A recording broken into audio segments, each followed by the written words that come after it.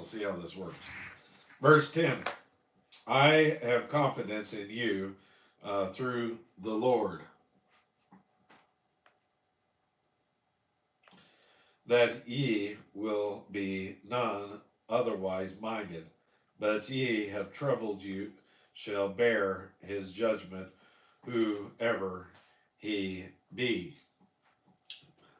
See if that helps. Paul believed that the Galatians would ultimately reject the teaching of the Judaizers.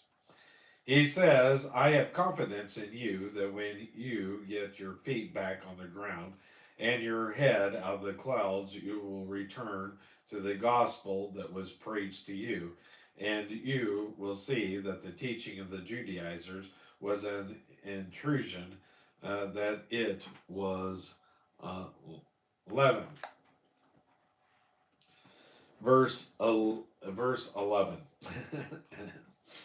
And I, brethren, if I yet preach circumcision, why do I yet suffer persecution?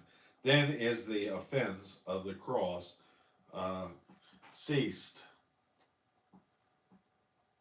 This version is important to note. Paul asks, if I preach circumcision,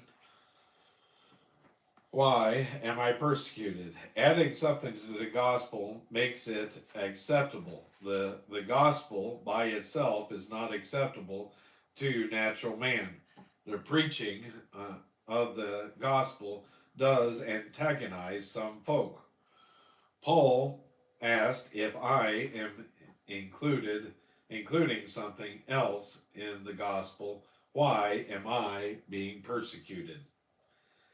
Then is the office of the cross cease. Actually, the cross of Christ is an offense to all that man prides himself in.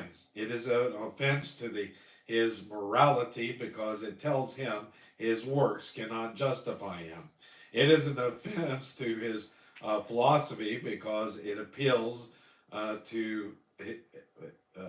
because its appeal is to faith and not to reason.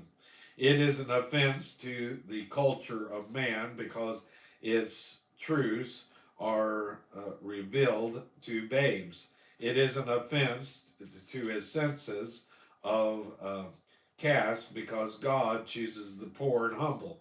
It is an offense to his will because it calls for an unconditional surrender.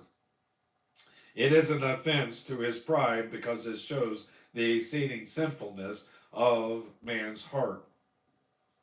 It is an offense to himself because it tells him he must be born again.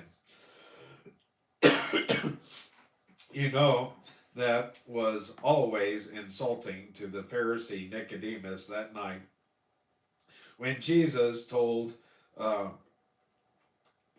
him, religious as he was, that he must be born again. For the same reason, a lot of ministers who are preaching the new birth get in trouble with their congregation. Some members don't want to be born again. They feel like they're good enough as they are. That's an insult to them. The cross is an offense, but we need to guard against magnifying it. One of my professors in seminary said a very wise thing. He said, young gentlemen, do not tone down the gospel. Do not change it because there is an offense of the cross. You need to recognize it, but don't magnify the offense. Sometimes we become offensive in the way we give the gospel. May the Lord forgive us for doing that. Then, when I was a pastor, a man on my staff, again that's McGee and not me, antagonized a family and caused them to leave the church. I said to him, now look, you and I are not to antagonize people. If anything antagonizes them, let it be the gospel I preach, not you or me.